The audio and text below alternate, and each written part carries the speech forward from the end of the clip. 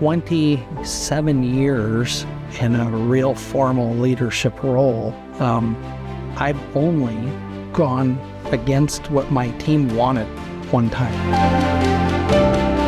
And I finally went, wow, I don't have to be this cantankerous, gotta do it my way person. It's actually a lot easier and a lot more efficient and a lot more effective if I do it together. That's where all of a sudden life changed and it became better. You're listening to the Sherpa Leadership Podcast, your guide to climbing higher in life and leadership. I'm Reed Moore, and alongside Chase Williams, we're here to help you break through obstacles, scale your potential, and lead with greater clarity and purpose.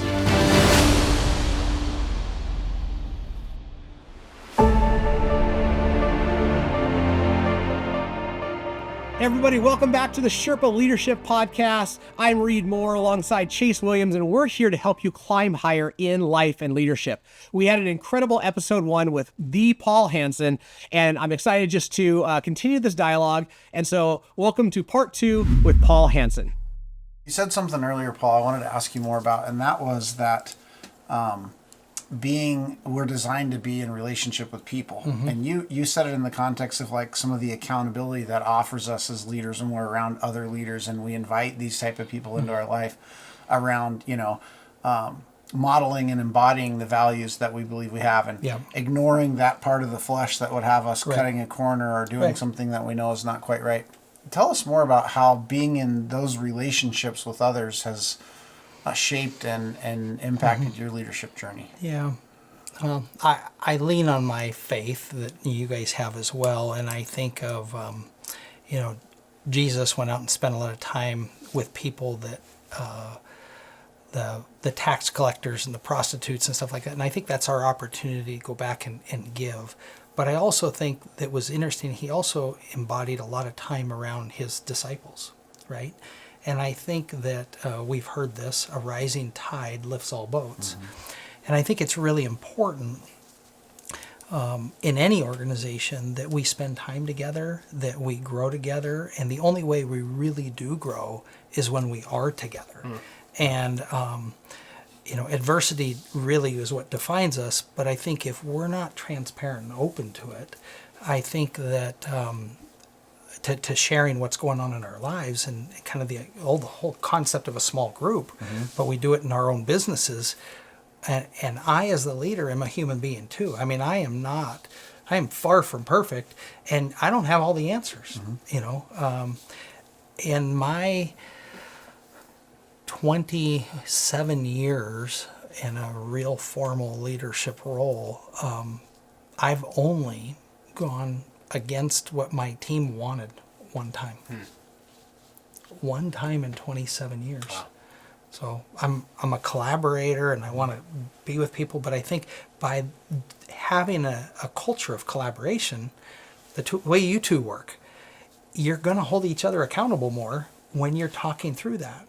And you're more like, well, I could listen to this person over here on my shoulder that's saying, hey, do this. But because I'm in business with Reed or Reed's and no, I'm going to do the right thing. And so I think it's really important. We are so much stronger. It's kind of that concept of 1 + 1 = 3 is really what leadership's about. Yeah. It's leverage. Yep. And yet it's fascinating how so many leaders end up like either being or feeling isolated. Yeah. I think that's that can happen if you're not intentional about what you just described. You find yourself in this place where like, you feel isolated or you are isolated and the level of accountability goes down, the level of collaboration goes down, and you become like the personal trinity, if you will. Yeah. Me, myself, and I, as our buddy Wayne likes to say, right? And it's like, that's a really risky and dangerous place to be in general, but specifically as a leader. Yeah. Right? Yeah. I can talk about a little bit of a journey in that space. I mean, I have absolutely felt extremely alone. If my wife was here, she'd be like, you've definitely been down that path. And I think something that's changed for me is another mentor told me that the organization will only grow as far as the leader is willing to grow. Yeah. And sometimes it's on a very personal level. It's not just in a X's and O's and books and whatever. It's about their own personal development. And I've experienced that. And we talked about it earlier upstairs. And I spent a lot of time in the last 5 years working on me. Sure. And what's interesting, tying it back into feeling alone, the more I work on me, the more comfortable I am in those difficult circumstances and don't feel as alone. Yeah. I think it makes me think, leaders need to be trustworthy and they need to be trusted. And it makes me think sometimes we as leaders get it wrong. And that is, we think our people need to trust us because we have all the right answers and we always know the future and all of that stuff. When the reality is that I think a leader who's not lonely is focused on they need to trust who I am and who I'm becoming, right? Because the rest of it I can surround with people with other skills and I'm not always going to have the right answer. But there is so much pressure when you feel like if this group of people are going to follow me, it's because I have to have all the answers. And that is an incredibly isolating event or series of events. Yeah. You guys mind if I take this a certain place? As I read your stuff, you just made me think of something that I sat here and looked at your I serve model, and under the E, the engage and develop others, I, as you can see here, highlighted interdependent. Yeah. And all three of us have a really neat man in our lives by the name of Bill Thrall, and spending a couple years with him, he really helped open my eyes up to something, and it's something that I came back from my 2 years of working with him, kind of like the rabbi, the student and the rabbi.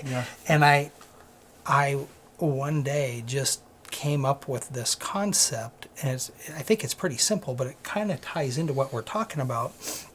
And that is when we are born, and this applies to all of us, I'm just going to ask the question, are we independent or are we dependent? Hyper dependent. Dependent, yeah.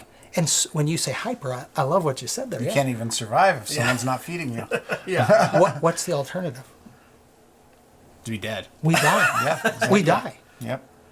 So why do we hate the feeling of dependency? Yeah, good question. It's a fear. And the fear is we die. So all of us have kids. We were all kids. We grow up, and from literally day one, our desire is to become independent. Sure. And it was so scary and so important to us that the alternative is we could die. Sure. And so we spend all of our life until we leave the home, in theory, trying to be independent. And it's like we strive. That's where we're fighting with our parents, and all that stuff comes from, because we're just trying to prove that we can make it on our own, right? Yeah. It's like an American value. too, Yeah. right? Oh, yeah. It It is. is. Yes. It is. But it's interesting. Then something happens for most of us. And all of a sudden, the opposite sex comes around. And we're, wow, she's pretty cute. And then we try to have a relationship with this person. And we realize that she's independent too. And I'm independent.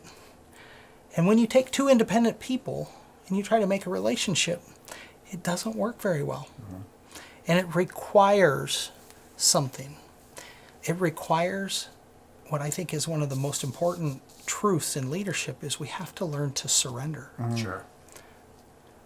And in order to move forward to where the goal is interdependence, we have to surrender what we worked so hard for, which was independence. Sure. Yeah. Right? Yep. Yeah.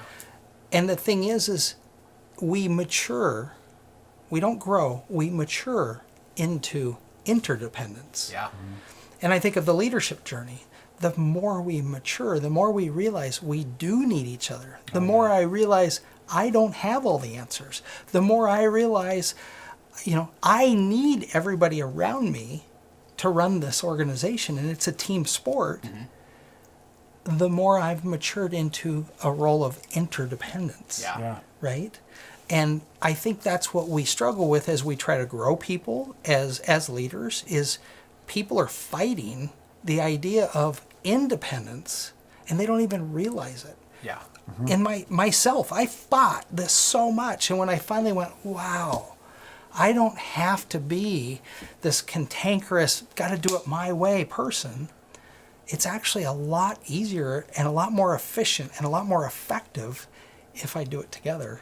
That's where all of a sudden life changed and it became better for me. Yeah. So I don't know if that, but It's so good. 100%. I always think one of my brilliant marriage moments. Of a long list. I have a long list. Me too. Early in marriage, my wife, my beautiful bride, we've been married for about a year, and we're sitting on the couch snuggling, and she says, "Honey, I need you. Do you need me?" And I thought, is this the first time I lie to my wife in marriage? Is this how this goes? Yep. And I told her honestly, I said, "Honey, I love you. You're incredible. I can't imagine life without you, but I don't need you."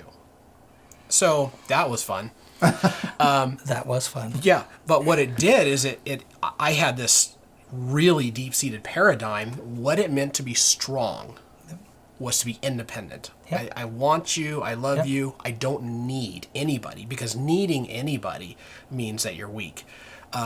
Not right, not healthy. That's that independent stage, isn't it? Yeah, absolutely. Yeah. It took me about a year to journey through and come to the place of realizing no, strength is actually being interdependent with other people And asking for help. and asking for help. I believe the strongest leaders can identify quickly where they need help. Yeah. Yeah. And yet, if we're stuck in that immature leadership spot or the independent spot, I don't need anybody. Yeah.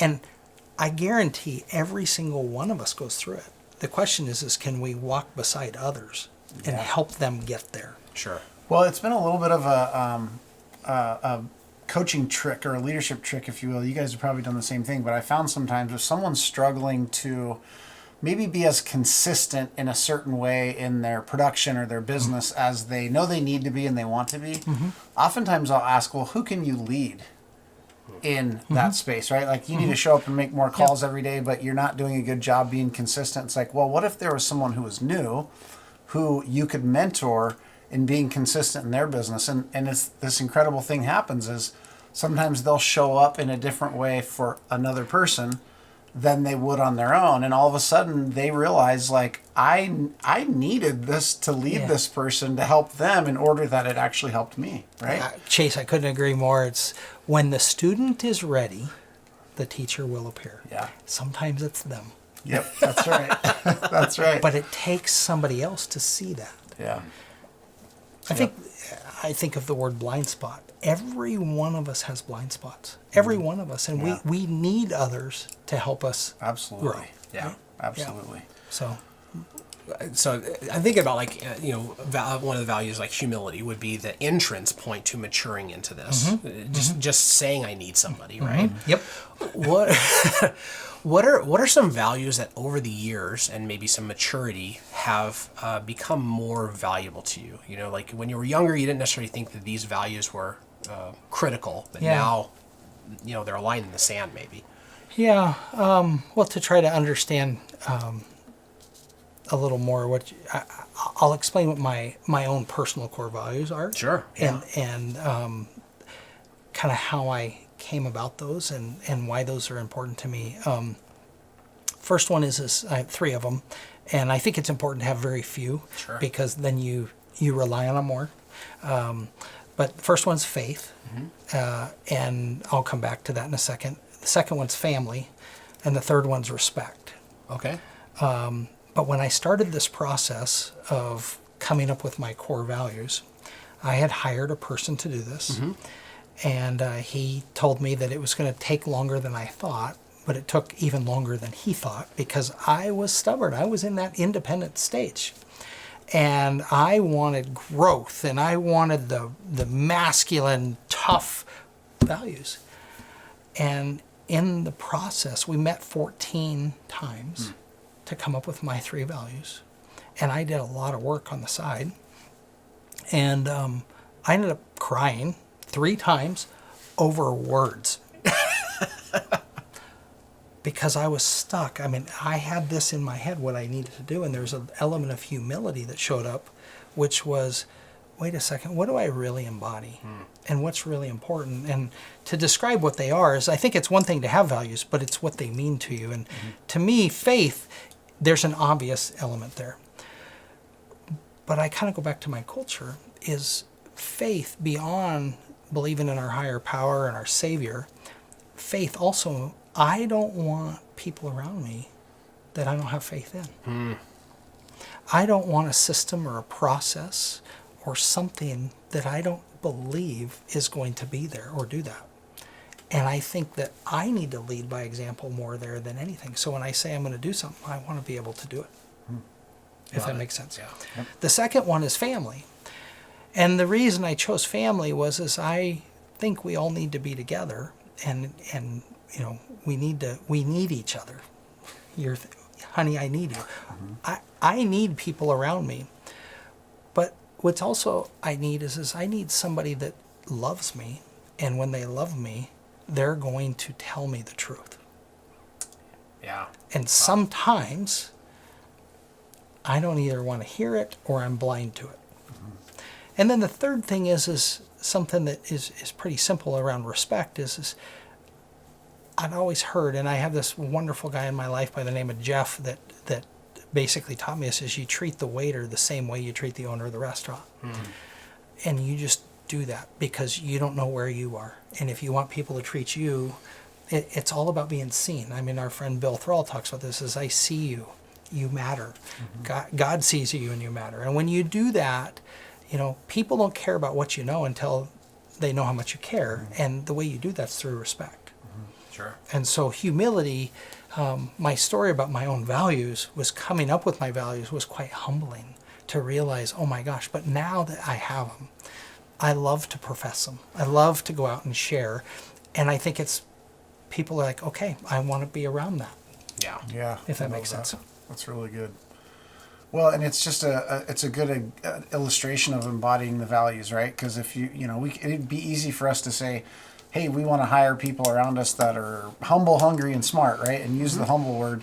And yet for you to have to go through this process that you were confronted with needing to be humble around what was true to you, thinking maybe it was something different, like courage and honor and strength and all the things is an example, again, of embodying the values that we would hope for the people that we're bringing to our world or that we have the opportunity to lead, et cetera. Absolutely. So, yeah. and probably not easy. No. The tears, the 14 meetings, like, and we talked about that earlier, like embodying the values sounds really good. And oftentimes it's actually really hard. It is. Which is why it's important. Yep. I will tell you though, once you have a set of values and they are true to who you are, you get the higher in leadership you go, the more decisions you have to make, the quicker you need to make those decisions, and the more you're tied into your values, the easier it is to make those tough decisions on a quicker basis. Yeah. Yep. Right? And so I think it helps us have less stress. It ends up being like a bit of a personal constitution is kind of the way that we think about it in our company. It's like, you know, nothing even gets the time of day until it's gone through this. Right. Because if it doesn't match this first test, That's right. then it's not worth a conversation. That's right. Yeah, I've heard it said this way before, and I've repeated it. It's like these beliefs, these values. People say, well, why do you have those? Well, in part because it's the rock that we break all our decisions up against. Yep. Right? It's the decision-making framework, right? We can run it through that first. And that is really freeing almost. Oh, it's freeing is a great word for that. It really is. Matter of fact, it's really hard to grow to interdependence without it. Yeah. Well, it makes me think it's a safety net especially for entrepreneurs, because entrepreneurs are wired to like think outside the box and like, I don't know, let's try this. Let's try this. And if it doesn't go through that first test, you can be working on something that's way outside of the values or even the mission of your company really quickly. Yep. Yeah. Yeah. Squirrel. Well, oh my gosh, yeah. Yep. Yeah. For the organization. Yes. Yeah. Yeah. Love it. Yeah. If you were, so one of the things that I've experienced, and I've been this person, and that is that you have young people that are maybe hungry for what they think leadership is. You know, life will teach them later, like what it really is, for the good or the bad. But they have a tremendous amount of drive, and they have a tremendous amount of skill set, and they have a ceiling. You know, it might be a higher ceiling than other people that don't have their drive and skill set. But when it comes to their leadership journey, there's a ceiling that if they don't figure out character and values and these type of things, they might launch fast, but they're going to stall fast. What advice would you give to a young person who's, you know, like they want to just take over the world and they have the skills and drive and this softer, maybe more mature, maybe more not wishy-washy, but like, you know, it's just, it's not as concrete, is going to be the things that stops their trajectory. What would you say to them to help them? Yeah. So I guess I can tell you what I've experienced. I was one of those, right? And I've experienced a lot of them. But what I found in order for our organization to grow is I created a leadership development program. And we honor that very much so. And it's about roughly a 40-month course that people have to go through in order to be a leader. And in that process, there's a number of things. We got quite a curriculum that we go through, reading a lot of different books, having discussions around them, making them think through things, making them think through their values, making sure that they have done some form of and we put on a 360 analysis so that they understand how to receive criticism and what to do with it. Yeah. And if they don't do that, then they can't be a leader. And that just goes back to my very first core value. Faith. I have to have faith that people I put in a leadership position are going to be able to do these things. And so that was the decision, or the decider behind that was I needed to feel comfortable that people could handle this.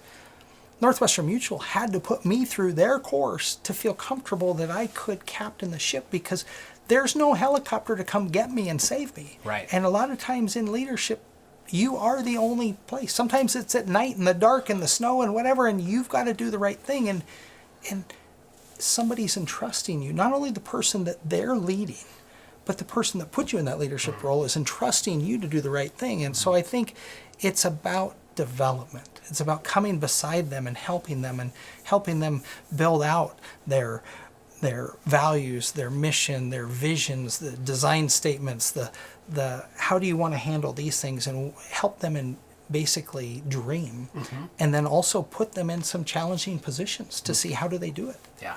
And so I think I really didn't answer your question, but I can tell you how I experience it now and how we approach that. We have one of those circumstances right now. We have a person, I'm ready for this. Okay, well, let's put you through this. Well, I want to skip that. We don't do that. Yeah. And we don't do that because that's what my values tell me. Yeah. Yeah. It's really That's good. So Oh, I hope yeah. that helps. Yeah. Well, and really hard to hear for young leaders. And I found that every one of them, I can't think of a one that hasn't said, okay, and came through it. Yeah. But it's about a culture that says, well, I want to be like them. Right. Yeah. And if you mess up the them, you got a big problem. Yep. That's yep. right. Well, there's a certain level, I think, sometimes there of impatience and immaturity that a leadership development Yep. program or Yep. working on yourself or Yep. being put in other scenarios is helpful for. I remember when I was early on in my career, I used to work for a big Fortune 100 company, and I was very ambitious to be promoted out of my first, role. And I remember complaining actually to, he was a peer of mine, but he was actually the same level as the person who was leading me in the organization. I remember telling this guy, his name was Bob, right, that I wasn't getting promoted because of my boss. And, he was patient enough with me, which he didn't have to be because I was being an entitled little punk, to be honest with you. But he just looked at me, and we had good rapport. And again, he was in the same level as my boss. And we were at a company meeting, I'll never forget it. And he said, Chase, you're not getting promoted because of the way that you're acting right now. and the fact that you're blaming someone else for not getting promoted is just evidence of that. He's Wow. like, so they're not the problem, you're the problem. And by the way, I think you can and you will if you fix some of this. And I was just like, kind of one of those things like you said earlier, like it just landed perfectly for me at the time. And I'm so grateful for that. I'll never forget that, because of course he's 100% right. And it would be easy looking back now, or even for us maybe in a certain level, to be like, yeah, obviously. But at the time I was just like, I'm doing the job, I'm doing it better than everyone, there's no reason I shouldn't be promoted. All the entitled, immature, impatient stuff. And it took somebody, you mentioned this earlier, to be willing to tell me the truth. That changed just how I thought about that situation. And from then on, in so many different times, I was like, oh, I'm the problem. Of course I'm the problem, right? Like, welcome to the and rest of my life. who do I need to become? What do I need to go through in order to earn at the appropriate time whatever the thing is that I wanted? And that was, that was a valuable lesson to learn. It was hard to hear, but it was valuable to learn. And I can see where putting someone through a program, and even them willing to submit. You mentioned, you use the word surrender to the program, even is just an indicator of someone's willingness to surrender to the sacrifice of leadership. Right? I love your story. I will go back and listen to this just to hear that again about Bob. So thank you. Thank you, Bob. Thank you. It's an honor to hear that, because we've all experienced that. And I think what's interesting is if my understanding, Bob wasn't the leader of the organization. Bob was just part of the organization. And I guess what I'd like to really emphasize there is it takes a village to raise somebody. And it takes a culture to raise somebody. And it takes informal leaders like Bob to stand up and say, I believe in what's going on here. And so if you're not the leader, you need to be Bob. And we need more Bobs. And there's formal leaders and then there's informal leaders. And I rely a lot on my informal leaders. I have producers that are big, but that they are really critical leaders within the organization. They just happen to be an informal leader. Absolutely. And they're the ones that were they're my partners. They truly are my partners, and I want to have their back, and they need to have my back, and I know you guys have that in your organization. I love that story. I just can't say that enough. That is such a powerful part of culture. It was. It's so interesting just thinking about the impact of values in organization. We have, I've had the privilege of being in business for well over a decade with several of our people, and a lot of them are not in formal, what we would call organizational leadership positions. Like that mantle just doesn't fit them well, and they know that, But they are the brain trust of the company. They're the people that we go to saying, like, we're thinking about making this change, because they're the heartbeat. And when you think about like leaders leading leaders, that's not all entitled positions. That's, you step back from your company, you look around, and you're like, hey, there are 75 people that carry the mission, right? They live out the values. That's a really strong organization. The leader that's isolated, that it's all about, like me showing up this way, that's going to be a really limited business. It is. And I mean, when it's about me, that's the defining moment right there. And the question is are they struggling to go from independence to interdependence, or are they truly stuck? And some people will die in independence. Sure. And I feel sad for them, because they're missing so much of what life can give them. Right? Absolutely. It's a sad moment, but you can see where the issue is based on, like what Bob said, the way somebody's speaking. Right? And it's our job as leaders. I think of this in the last year or so, I've found that one of the most important things for me is when I hear of a story like a young Chase, or Paul could have been in that story too, right? And I'm sure Reed could have too, right? 100%.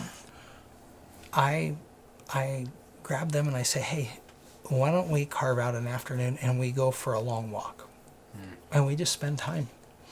And sometimes they're like, did I do anything wrong? It's like, no, I I like you, I see a lot of potential in you, and I want to get to know you. And ultimately, they start talking and they start telling you where they are. And, you know, you could do it in a lot of activities, but just spending time with them is so important, because development comes basically belly to belly. Yeah. And it's not just, here's a book. It's, let's talk through that. Yeah. Yeah, that's good. What haven't we talked about today that we should, Paul? One thing that I could talk about a little bit is what I've experienced, and this is just me. I don't think this applies to everybody, but I think it does apply to a lot of leaders and teams, is how to, in a respectful way, have difficult conversations. And to identify what a triangular conversation is, and how that is a cancer to an organization, is a triangular conversation. And I think we need to be really almost like a bird dog. We need to sniff that stuff out quickly. And so, I mean, I'm assuming you guys have talked about in past podcasts about triangular conversations. Well, how would you define a triangular conversation? A triangular conversation is I come into your office and I say, hey, Chase, did you, it almost always starts, did you hear about Reed? And I can come across as though I care about Reed.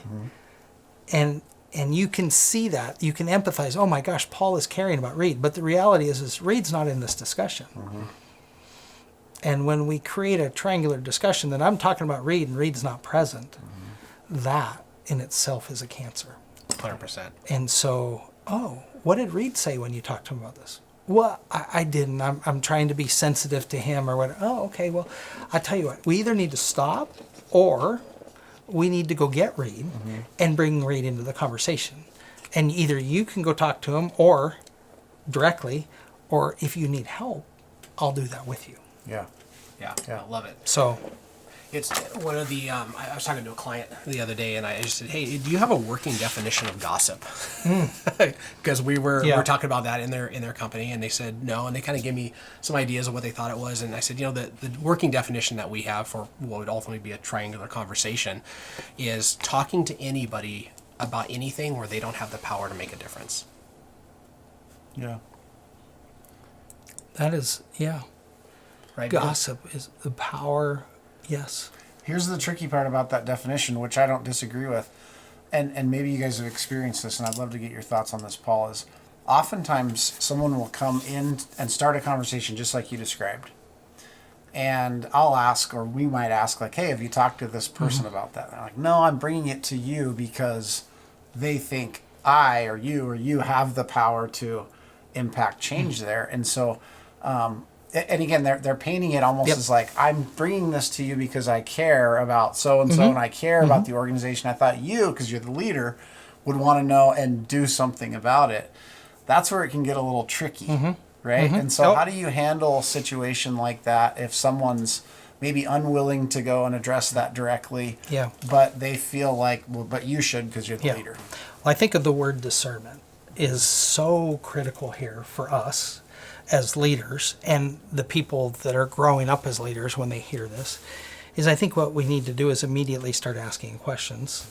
And, so what did Reed say when you talked to him about this? Well, I didn't come to him, I came to you because I think you need to do something about it. Is, okay, well, why don't we go talk to him together? And all of a sudden it's like, whoa. When they start hesitating, you realize that it is gossip. And it is like, tell you what, I can just tell by your reaction, like you just need to go talk to Reed. Now, I'd be more than happy, like, let's just set up a time and I'll just facilitate it.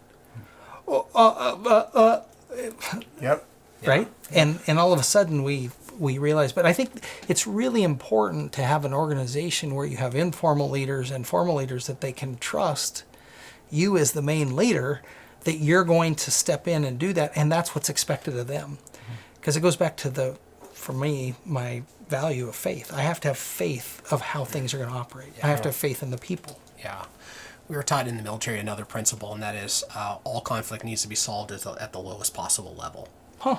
And so, that person bringing it to a leader is not gossip or triangular, but it violates that other principle, right? And then it's like, what's the lowest possible level? Sometimes it actually is the leader, right? Like you're the lowest possible level in the equation. Yeah. But a lot of times it's this horizontal relationship, right? Yeah. So that kind of pushes Yeah. it back down if that's appropriate. Yeah. Yeah. Well, it's interesting. The thing that I would throw out around this discussion is we've been really intentional about giving people a tool to go have these conversations. So maybe they don't need me. So I get the two of you to now have this conversation.